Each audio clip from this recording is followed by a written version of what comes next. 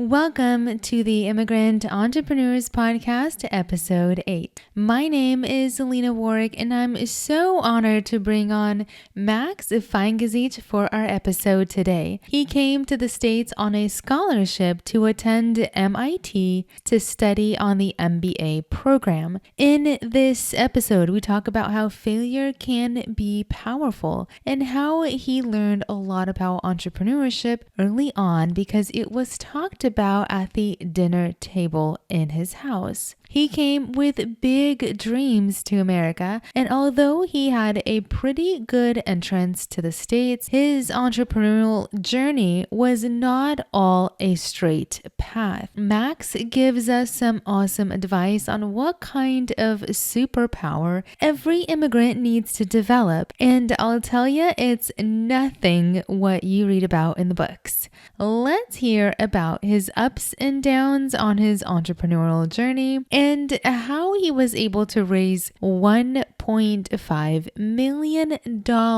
in capital to continue the launch of ThriveHive. So let's get right to it. Alrighty, Max. Well, thank you so much for coming onto this call. I really appreciate your time, taking time out of your busy life. And I'm so honored to talk to you about your immigrant entrepreneur journey. How are you doing today? I'm doing great, thank you. I'm excited to be here and share some of my story with you and your audience. Awesome. Well, let's get right to it. Let's talk a little bit about your immigrant journey.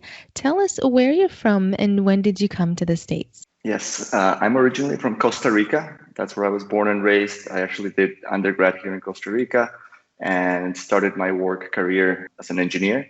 And I came to the States in 2009. So it's been a little bit over 11 years at this point. Awesome. And did you come with your family? Did you come by yourself? Yeah, so I actually came for school. I applied for the MIT MBA program and got accepted. So I traveled on my own, and my then girlfriend, now wife, came just a few months later to meet up with me over there. And so that was the classic story of, come to study and stayed afterwards. And did you know any English before you came to school? I did. Yeah, I was lucky enough that I had learned English through high school. So English was really not, the big struggle that it can be for so many people. I was lucky to have pretty conversational English. Although I will say there were a lot of things that I had to learn as I entered, this new culture in the United States where you might know the language, but there's a lot of idioms and other things that will catch you every now and then. So there was a lot of learning to do, even though I already did know the language. Got it. And when you came out here for school, did you have any family or friends, or were you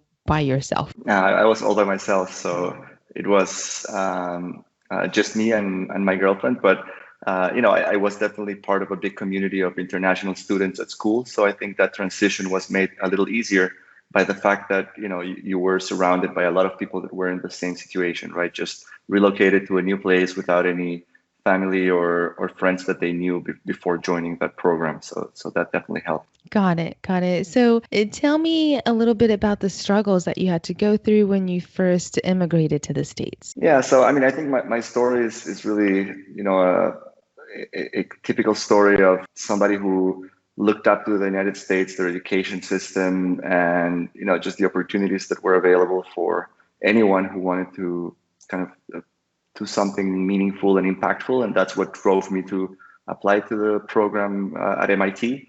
And, I really came with the idea of company, and I wanted to, continue my entrepreneurial journey. I was very lucky in the fact that, when I got accepted to the program, they actually co-sponsored my student loan. So obviously my Costa Rican savings and salaries wouldn't have covered the living standards of Boston, which is a very expensive city, let alone the program, which was also a very expensive program. So, the first thing was getting access to the necessary funds to be able to actually take on this journey. And like I said, MIT was very helpful in facilitating that. But there was still this, big overhang of a huge student loan that I had no idea how I was going to pay. So that was definitely, always a weight in the back of my mind. And then, just trying to navigate this new system. I mentioned earlier, it was, kind of just me and my girlfriend. We didn't have a lot of family or friends. So you had to kind of start establishing certain, routes and trying to figure out this whole world that is very different from where you come from. So I think in Costa Rica, we're not very familiar with maybe we are now, maybe not as much when I left, this idea of like networking and getting, to kind of make your way through, to get to know people and connect with the right people that, can help you and who you can help also along the way. So I think that was another big part of that. But to be honest, I mean, I cannot speak of really tough struggles. I know that there's a lot of immigrants who have, a much harder time than I did. I was very lucky that I came into a very structured program with a huge student loan, which wasn't fun to have that much debt. But of course, it did help me at least know that that was taken care of for the near future, right? Got it. Got it. And I'm going to back up just a little bit. What was it like growing up in Costa Rica? Yeah, so I think Costa Rica is a very interesting place. We're a very small country, and somehow we stand out in the region. We've been a very stable democracy for many years compared to our neighboring countries. I think it's been called the happiest country in the world by certain surveys and research that people Oh, do. good. So it is really a place where you go out, and obviously we're privileged with the weather. There's no winter, there's no summer. It's always, the temperature is beautiful. It is very rainy, but you still wake up to blue skies Nice. through and through the year. And one of the interesting things, I was actually in a place where I think there's a lot of small businesses, and entrepreneurship is really almost a way of life, which is the case for many Latin American countries. And I'm not talking about high tech, high growth startups. I'm talking about people doing what they have to do to survive, to make a living, but also in a very passionate way. And so I got exposed to that through my family early on. And that was, I think, a big part of the reason why I always wanted to be an entrepreneur myself. And then other than that, I think, we've got a lot of influence from the United States here. The country has, for a long time, had a pretty long history of foreign direct investments with companies like Intel and Amazon and HP and Akamai setting up, some pretty large operations in the country, as well as just because of it is very close to the United States. It's like 2.5 hour flight to Miami. So we do have a pretty big influence, and I think that's also somehow influenced my own story, in deciding to go to the United States versus Europe or other places where I could have gone to study. Got it. Got it. How old were you when you came to the States to go to MIT? So I was 27 years old. 27. Awesome. Love it. Thank you so much for sharing that. So were you raised in an entrepreneurial family, or did your parents give you any wise advice regarding entrepreneurship? Yes, absolutely. I come from a very entrepreneurial family, and also a very engineering centric family. So both my parents are engineers, both my brothers are engineers, and definitely their small business was what we were talking about at dinner table. My grandparents were also immigrants and also entrepreneurs. So Wow. I think this is definitely kind of the example that they set up from very early on. My father, like I said, is an entrepreneur, and my mom also helped him with that same business. But when I was very young, she started a coding school at our house. So No both my way. parents. Yes, it was in the 80s. So very early on. She kind of self-taught, she's a civil engineer, but she self-taught herself how to code. And with that, they flew out, bought 5 Commodore 64 computers, brought them to Costa Rica, and moved me out of my room into my brother's room.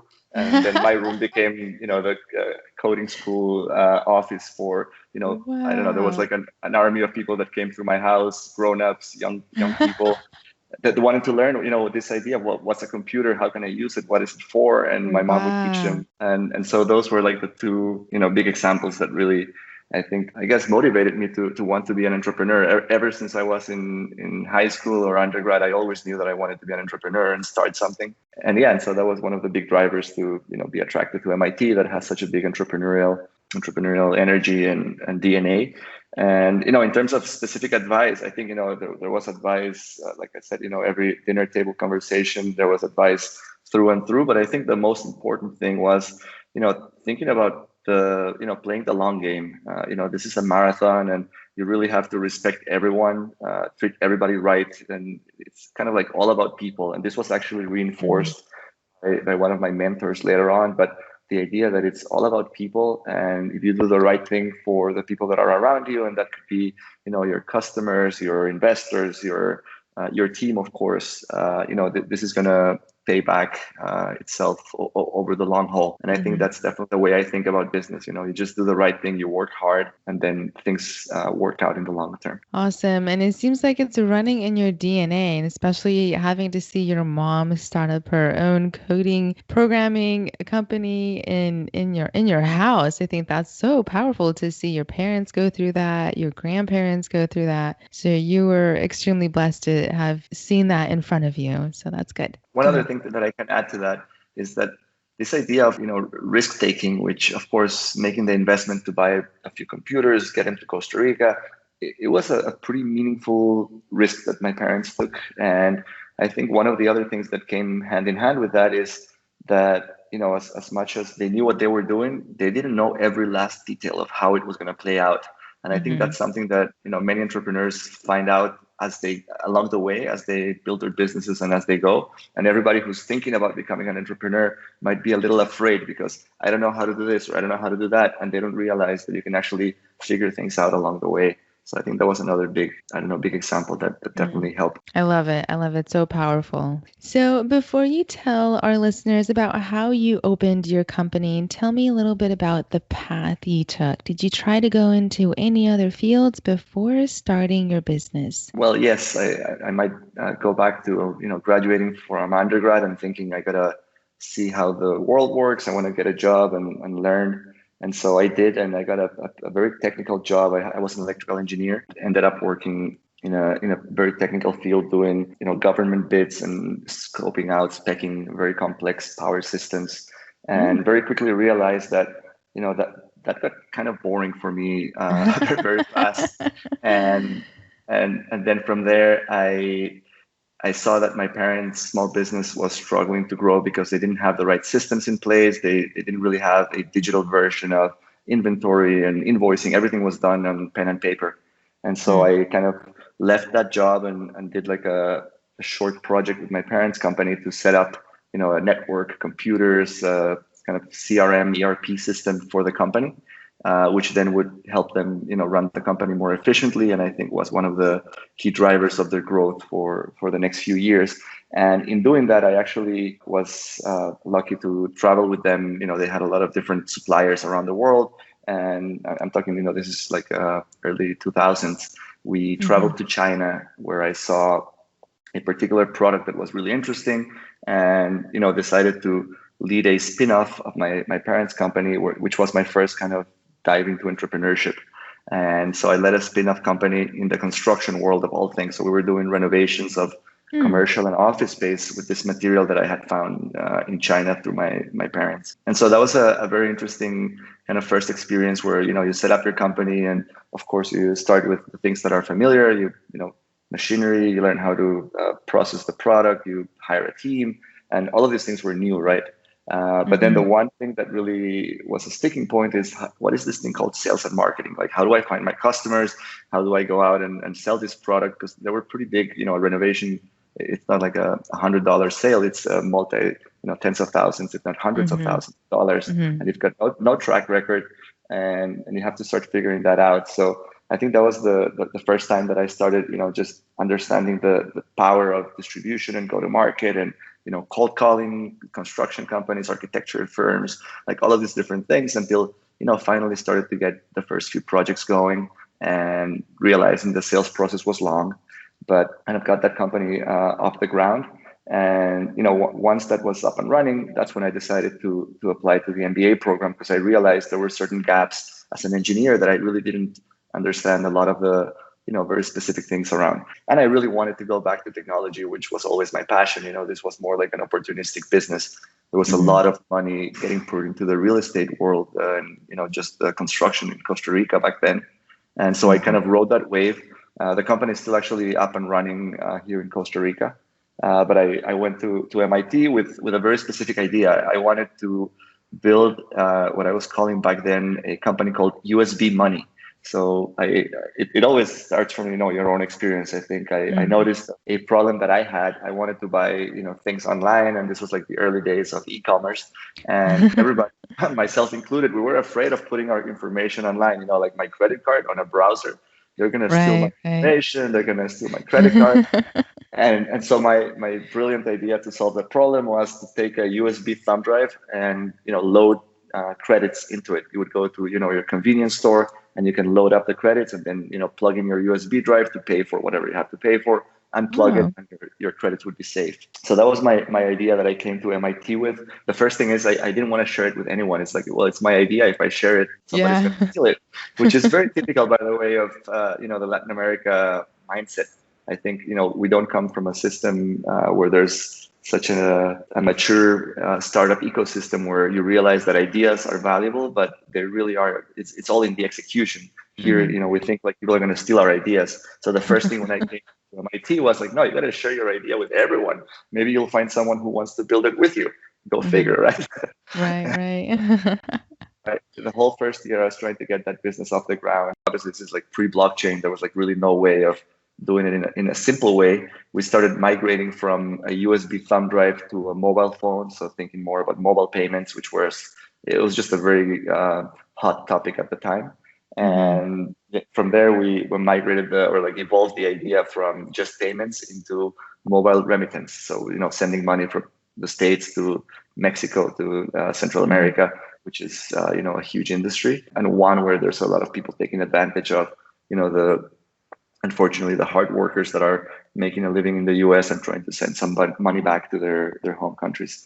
And one of the things that became clear is that building a hardware company, that we had to develop the USB thumb drive, we had to develop the distribution of the credits so that all these convenience stores could actually reload, re-up your credits, and then Mm. also do the Hmm. go-to-market on the consumer side would be very, very challenging. And at that time, the iPhone 3G was the first time that everybody really had a smartphone in their pockets, and Hmm. so the focus was kind of shifted towards like you shouldn't try to do the phone as the hardware.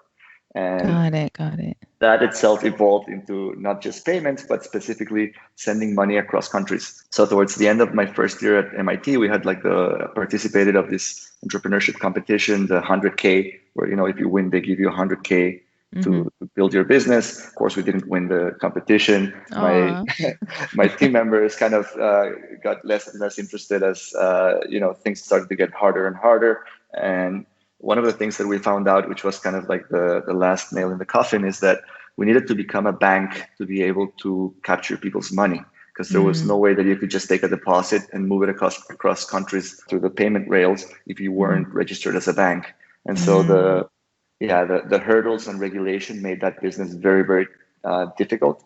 And at that point, I realized that I didn't really have the track record to go raise, $50 million to do this. And I also abandoned the idea, unfortunately, because I've seen, over the last 10 years, just 10 years ago, I've seen, 3 or 4 companies who, actually did pursue the problem and solved it in a very similar way, that have Mhm. done phenomenally well, raising very large rounds of capital, and some of them actually, becoming quite impactful in the industry. Mhm. But anyways, that was my first foray into trying to start something in the high tech world. I had my fallback plan, which was, try to get an internship somewhere where I could learn. And I ended up working at Amazon as part of their Kindle cross-platform team. So I was a product Oh. manager in Seattle. We relocated for the summer to Seattle, and I actually got to see Amazon, 10, 11 years ago, when it was a much smaller company, and learned a ton about their culture and how data driven they were. And it was a really good experience for me to see a real Mm. big company that was exploding, just Nice. incredible growth. And so I got to see it from the inside, and came back to MIT the second year, kind of like a fresh, clean slate, trying to figure out what Mhm. came next. And then what happened? Yeah, so I came to MIT the second year and started brainstorming new ideas. And one of the funny things is, I think school is one of the most fun places, mostly because you've got obviously so many things going on. There's a million responsibilities with classes and conferences and all these different things that are happening. But you also have a lot of flexibility and free time to just meet interesting people and think about Mhm. different problems from and really, connecting with people from different cultures, different countries. Like everybody comes at it with such different perspectives, right? And so through that second year is actually when I connected with the founding team of what became ThriveHive, my first real high tech or software company here in the US. But by that point, I realized I really have to tell everyone what I want, what I'm doing, what I'm focused on, so that they can help me, either build something or connect with people that can help me build something. So my mindset had changed tremendously. And so one of my friends connected me with Sundar Subramanian and Madhav Anand, and these two serial entrepreneurs literally had their office across the street from the business school, and I never, had an idea that they were two very successful entrepreneurs who were putting together a founding team around an analytics engine they had acquired from a company that didn't work out. And that was kind of like the starting point for ThriveHive, which ultimately became a marketing automation solution for small and medium businesses in the US. So I joined that team very early on, leading their product initiatives, and ultimately became one of the co-founders and CEO for, after school. I graduated in 2011. And I ran that company until 2016 when we got acquired by a very large media company. And I can tell you all about that. But yeah, that's kind of like what the second year of school looked like. I tried a bunch of different things and ended up getting really interested and involved with this whole idea of inbound marketing that HubSpot had pioneered. HubSpot is another, MIT Sloan company. They were right around the corner in Kendall Square. And my now co-founder in this new company, but also co-founder in ThriveHive, had actually worked at HubSpot for a few months. He did an externship and a bunch of different projects with them, and had seen kind of the power of marketing automation. We paired that with my experience at Amazon and this data-driven mindset of how big companies are running all of their everything internally, in a very data-driven way, but small businesses were out of that equation. So we wanted to help small businesses realize their dreams of running a successful business using, the inbound marketing techniques applied to very small business owners, and obviously with a very kind of deep data-driven recommendation system in the background. Wow, that is such an amazing story. It is pretty crazy because it also connects actually to like my first experience with my own company here in Costa Rica, struggling with this sales and marketing. I didn't tell you this, but I built a website which nobody ever visited. It was 2006 or 7. But I mean, how do you get people to visit your website? How do you get people to notice you? How do you build like a machine that actually helps you grow your business? Everything was pretty alien to me back then. And as I learned more and more about how it actually could be done and systematized, it was very powerful to be able to apply it across hundreds of thousands of small businesses through our software that enabled that. So how old were you when you first started that construction business out in Costa Rica? Yeah, I think I was probably 25 years old. Awesome. And then were you still running it while you were back here doing your MIT? No, I wasn't. Actually, I thought, it was going to be impossible for me to kind of split my attention. And what I did is I mentioned my brother runs our family business. So he was overseeing that operation, and we hired, and that was like the first time I actually had to go out and hire somebody at a high level that could, run the business completely. So we hired a general manager, and my brother oversaw the, kind of like the board for that company. Got it. So ThriveHive, really, that was not your initial intent. It kind of found you, right? Through all the networking, you went across the street, got into some of the entrepreneurs, and so it kind of found you. Is that what I'm hearing? Yes, 100%. And that's actually advice that I give a lot of the students or aspiring entrepreneurs that I cross paths with. I think everybody reads the TechCrunch story, 3 founders in a garage. None of those are like the standard. I think every story gets edited after the fact, but in reality, you can join an early team, and that might be a path into entrepreneurship, particularly for immigrants, right? I had also, you talk about struggles early on. I didn't mention this, but as I was graduating, being able to get a sponsorship for my visa was a critical thing. Otherwise, I would have to go back after a year because of the OPT, the optional practical training program, which gives you a year after school. But after that, you have to go back unless you get a sponsorship. So that was in the back of my mind as well. And when ThriveHive found me, it kind of came with the whole package, right? I was able to join a very early stage company I could apply my passion, and that was important to me. It was in the right place, but also, the fact that the company was kind of already established meant that they could sponsor my visa, and they were the H-1B sponsors for my immigration journey. Thank you so much for sharing that. So, ThriveHive, if I'm understanding it correctly, it's geared towards small business owners and that you guys give the whole package of marketing to them. Is that what it is? Yes. Well, if you look at now, it's morphed over the years because the company got acquired, and then the company that bought us actually merged with their largest competitor. So now the product has definitely changed. But in the initial iteration, it was an all-in-one online marketing solution for a small business. So you would join ThriveHive. It was sold as a member, like a subscription, and with a click of a button, you get a website that is fully optimized for search engines, so that you get found on Google. You also get a very basic CRM, but still a powerful CRM that would keep track of everybody who visited your website, contacted you. If you were sending out email newsletters, you would do that through the ThriveHive platform. You could also connect your social media accounts, and ultimately, all of these things were tied together by this analytics engine in the background that was running a recommendation system. Kind of looking at what's working, what's not working, and our vision for the company was to kind of give every small business owners their playbook. If you are a florist on Main Street, these are like the 10 things you should be focused on for marketing this month. And here there's a very simple interface where you can get all of them done.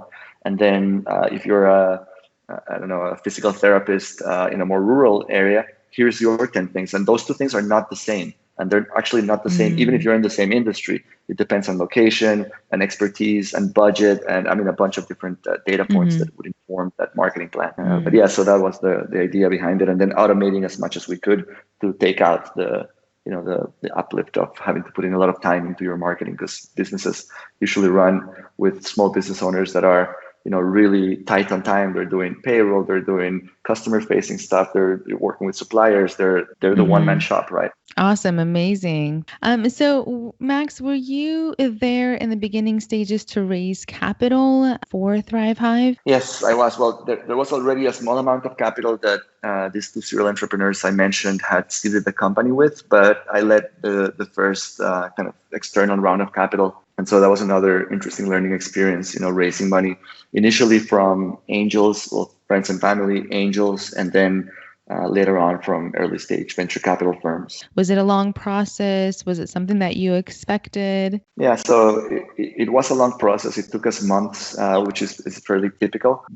We actually raised our first, I think we announced on June 6, 2012, we raised $1.5 million, which, for me, coming from Costa Rica, like, that was a very big number. And, all of this was on the backs of having built a prototype for the platform, getting some beta customers to use it, and actually start paying for it. So we had some early traction, which I think back then, was a little unusual for such an early stage company. And then obviously the huge opportunity, the market for small business marketing was incredibly large. There was no established player.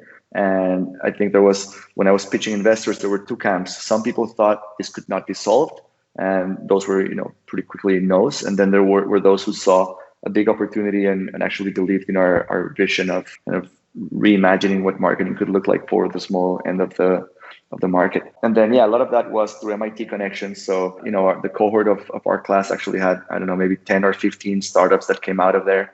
Wow. Some of them were a little bit further ahead. They had started the first year and succeeded in actually launching the business.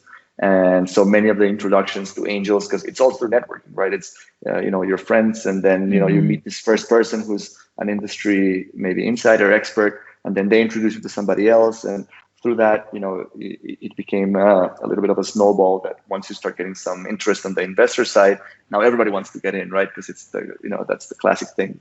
People follow once there's some signaling that this is an interesting company.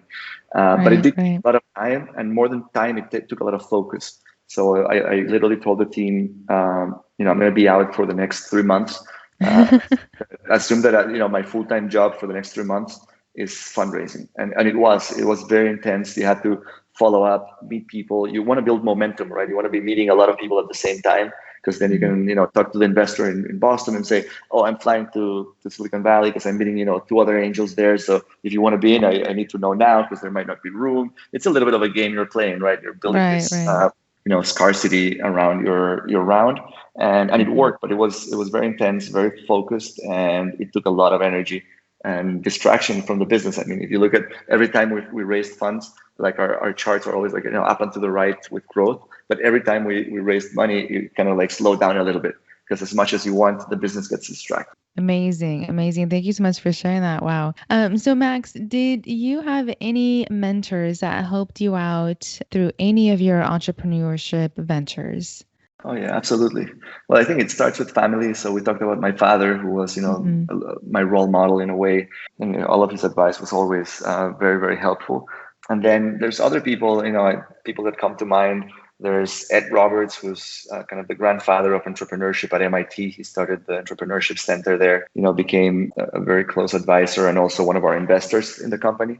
And the thing is, he's seen so many different companies in so many different stages with all sorts of struggles. So when you come to him with a problem or something you're trying to solve, he can kind of dive into that Mm, wealth of experience and give you some very specific advice that it's just so valuable. There's hmm. other people like Arthur Epstein, another one of our investors who he's a super successful entrepreneur now, a philanthropist, but he's also somebody who always focused on people. And I think back to like my own upbringing and my family's kind of advice around thinking about people as the core of your business. Hmm. Arthur was always the person who picked up the phone. He would always call you and say, how's your team, how are you doing, how are the people? Aw. And I think that always grounds you, right? Because in this high tech world, you can get lost in what you're doing, reading TechCrunch articles and trying to get, the next big whatever thing you're trying to go for, and you forget, Right. what matters. And so, this always grounded me, and I think, both him and my father come from non-high tech companies, but still the advice and all their lessons were very relevant. And then a couple others that I could mention. There's Semyon Dukac, who was the managing director of Techstars when we went through the program. This is a very large accelerator, and he ran the Boston chapter. Hmm. He became a very close advisor and mentor. Hmm. Another one of these, super smart individuals who can take a problem, decompose it, and also has seen, so many different things through the hundreds of boards that he's been at. And Mm. actually, now he's running a fund, a venture capital fund called One Way Ventures, and he Hmm. focuses on immigrant founders. So actually, the idea behind One Way is you buy a one-way ticket. You're an immigrant, you buy a one-way ticket to the U.S. And his whole thesis is that, well, first, being an immigrant himself, he believes that the creativity and the grit and resilience of immigrants is going to completely outpace anybody else anywhere in the world. Right, And he right. also, wants to be a part of that movement where, some of the largest and more impactful companies in the last 10, 20 years have been founded by immigrants, right? And so, yeah, he became also a pretty close advisor. And then the last one was actually an official advisor. We had, our board of directors, but we also had an advisory board. And the one person that I would call out there is Jim Doherty. He's another successful entrepreneur. He's a professor at Harvard and MIT. And again, just like when you can tap into these amazing people that just, can take a problem and from a strategy point of view, completely decompose it into its most core elements and help you work through it in a very logical way. And, Hmm. it's just amazing. So yeah, we've had a lot of luck, and personally, I've had a lot of luck in finding people that I can lean on. And I think that's Yeah. another superpower that entrepreneurs need to develop. You don't know everything, and you won't know everything. So you have to find a way to, get access to all those people that they're more than happy and they really want to help you.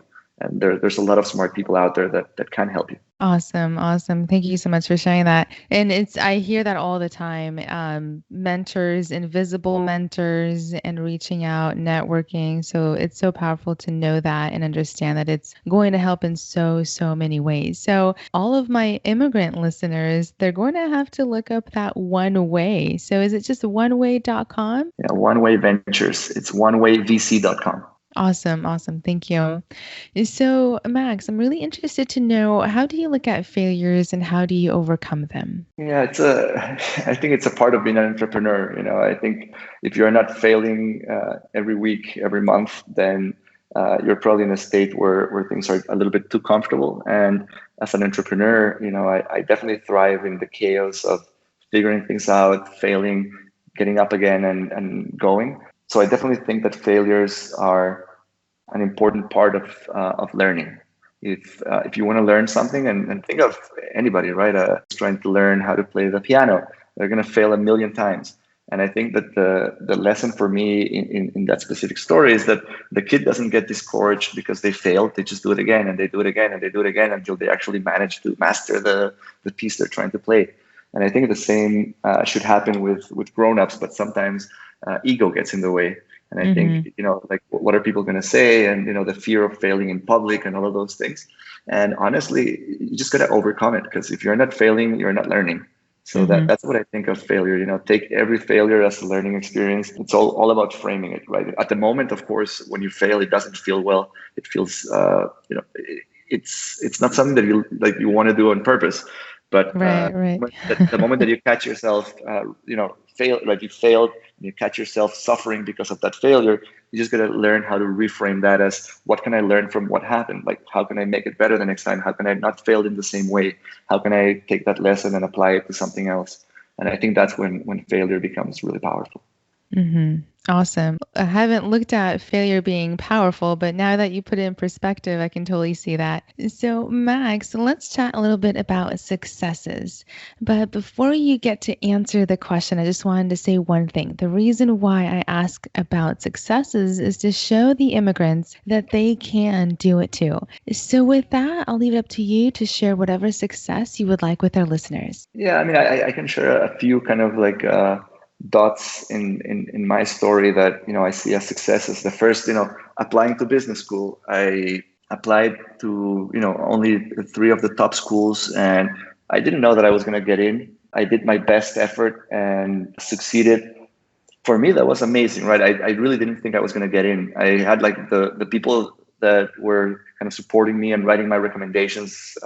You need like a recommendation letter for the application process. Mm-hmm. They were kind Mm-hmm. of like preparing me for failure. They were saying, like, like these schools, they really take people who want to, change the world. Like, if you don't get accepted, don't get discouraged, because they knew it was very hard, right? Like, I mean, the admission rate is so low, and Right. so you kind of just put yourself out there, and you do your best, and you succeed and you get accepted, and getting that phone call where you've been accepted. And that was an inflection point, right, in my career. I think had I not gotten into MIT and being part of that program, I would probably be in a very different place in my life. um, then the next thing was kind of joining this company and being able to raise capital on what was pretty much a prototype that had a few people using it and paying us a few $100s, raising $1.5 million. Like, to me, that was out of this world. Like, Yeah.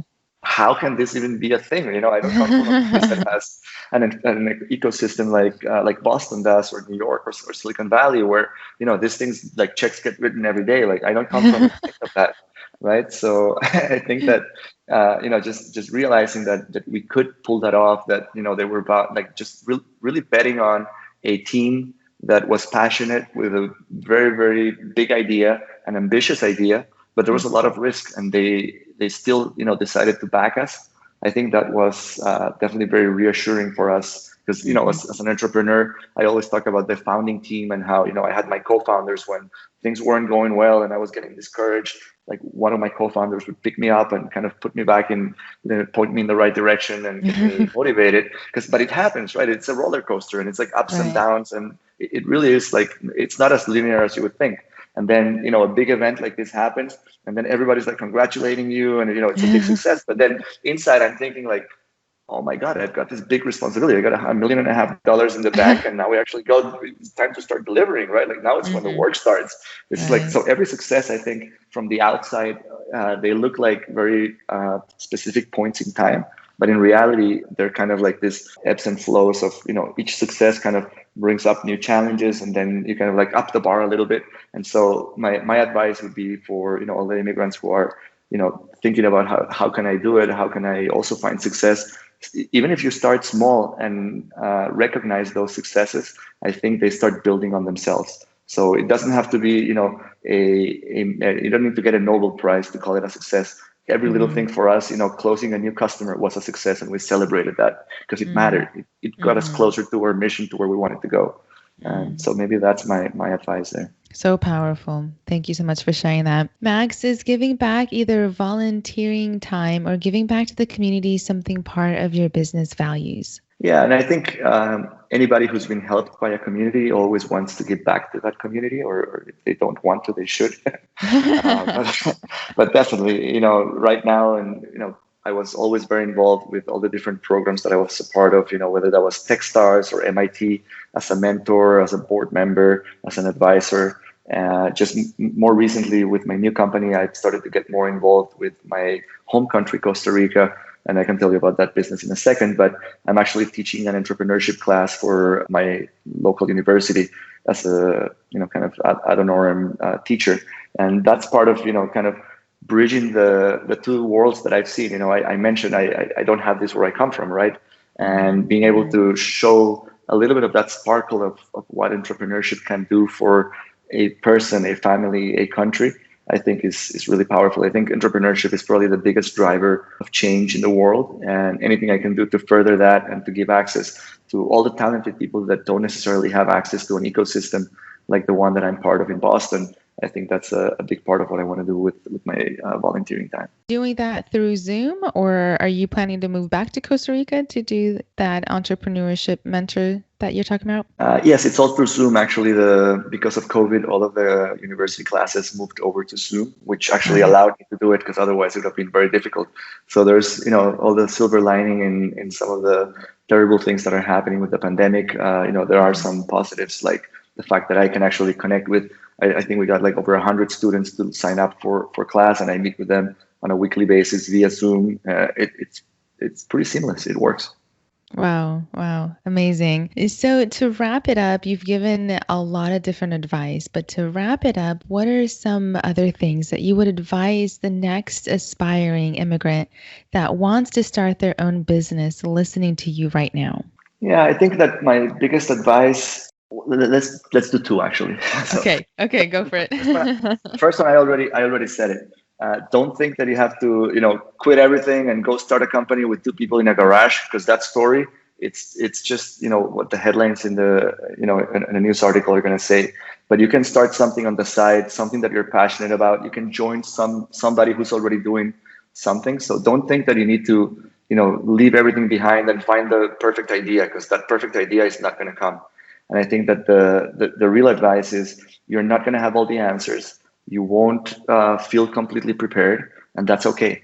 If you feel passionate about something, if you have a problem that you think can be solved in a better way, if it's something that is close to your heart, and you really, wake up in the morning feeling like, if I were doing this, I would be happy, I would be very fulfilled, then it's something worth doing. And you'll learn along the way. You'll find people who can help you. If you don't know everything around that problem, you can surround yourself with people that can help solve the problem, identify other ways to tackle it, maybe bring different skills, surround yourself with complementary people that can help you attack that issue and solve the problem that you care for. And I think that's the most rewarding thing.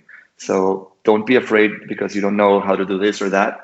Just find something that you're really passionate about and get started small. And then from there, it can grow into something much larger. Amazing. I love that. Okay, so Max, to wrap up, I have a few questions that are super, super fast. What time do you normally start your day? Okay. So what was I going to say? Yeah, I don't know the right answer to that because it's changed recently. So first of all, I'm actually right now in Costa Rica. I'm spending a lot of time in Costa Rica, partly because of my new business, which is connecting, engineers from the Costa Rican community, very talented people with software companies in the US. So I actually spend a lot of time here, and we're 2 hours behind Boston. So I've been waking up much earlier just to make up for that. But I also recently got a puppy who wakes me up around 6 in the morning. So 5 or 6 is typical now, but before that it used to be more like 6 or 7. So I don't consider myself a super early riser, but I do have a pretty established routine. I wake up and I like to have some time before I start my day. I don't like to be rushed into things. So I try to find some time to meditate. I always have breakfast with my wife, and then we kind of start our day. Got it. Got it. And then how many employees do you have? Yes, well, our new company is very young. So we just started this new company called Telescoped. And so right now it's just three founders. It's a very small operation. We've got a few contractors that are helping us on the software development side and the kind of product design. And of course, all of the engineers who are working through our network. But the company itself is just the three people. So did you leave ThriveHive? Oh, yes, I did. I should have said that. Yeah. So last year, we sold the company in 2016. The conversation started in 15. We sold in Q1 of 2016, and I stayed for 3 years as their CTO for the digital marketing division. And in 2019, so last year, I took off, and together with my co-founder, we started brainstorming some new ideas. We took some time off. And very recently, we started a new company called Telescoped. And, the mission behind Telescoped is the pursuit of autonomy, opportunity, and purpose for the talented people of the world. And that's what I was describing, where we're connecting engineers in Costa Rica with companies in the United States. That's the main service we're offering right now. But our vision is to build an automated marketplace to enable that at scale for, we're big believers in the future of remote work. And all of this was pre-COVID. So now, we have this huge wave that we're riding with everybody going remote. We do believe that this is going to open up opportunities that were never available for, really smart, really passionate, and just strong engineers around the globe that just didn't have opportunities like the ones we see in places like Boston or California or New York. Sounds more like a philanthropist movement. There's definitely a big mission behind it. And you were asking about volunteering. And I think back to like, if you do things that really matter to you, and if you can, of course, attach some sort of business model to them, then I think that's a really powerful combination. And we are doing it because we believe that this is a good thing for the world. We want to do it because I remember, and I still have, a lot of classmates from undergrad who were incredibly smart, like some of the best engineers that I've worked with. And I saw them kind of get not stuck, but they just hit a ceiling in what they were doing by working at a company in Costa Rica, where some of the opportunities are more limited, and I wanted to help them break through that ceiling and have them access larger opportunities. So there's the two sides of that for sure. Awesome. Next question is, how often do you watch TV in a week? Oh, not very often at all. Maybe once. I don't watch a lot of TV. Yeah. And then how many hours of work do you normally put in? That's a good question. I don't quantify specifically. My work is very fluid. I'm a believer in like non-linear days. So I don't think I work like incredibly long hours. Like I'm not like, 6 a.m. to 11 p.m. all day working. I think it's more, I wake up early, I start my day, and then, it kind of like flows in and out of work between like 8 and 10 hours at most on a given day. And then I do work some on the weekends, which is more like trying to catch up on things that I don't want to be stressed. I hate being stressed out. So I'd rather do things in my own time so that I don't have to be, cleaning up my inbox on Monday morning. I'd rather, I always run an inbox zero. So every email I've seen archived, moved to a different folder to do. I have my process around it. And so that's kind of how I think about my own workflow. It's like my inbox is my to-do. So I kind of get some of the stuff checked off. And that helps ease the just getting overwhelmed. Max, I wanted to thank you so much for coming on to my show. And you are a true inspiration to many immigrants listening to you right now. You're constantly changing. I want to send you warm wishes and successes your way. Keep on doing what you're doing best at. And thank you again. I'm so honored to have you on my show. Thank you so much, Alina. And thank you as well for what you're doing. I think getting the word out and this initiative is something that is very powerful. And I hope that it actually influences some people to take the leap and go change the world. Alrighty, guys. Thank you so much for tuning in. I hope you got some awesome, wise advice from Max. I know I learned so much from him. If you're listening to the show and you're an immigrant entrepreneur and would love to be on my podcast, go ahead and email me at hello@alinawarwick.com. I'll see you guys all next time for another exciting and impactful episode. Take care.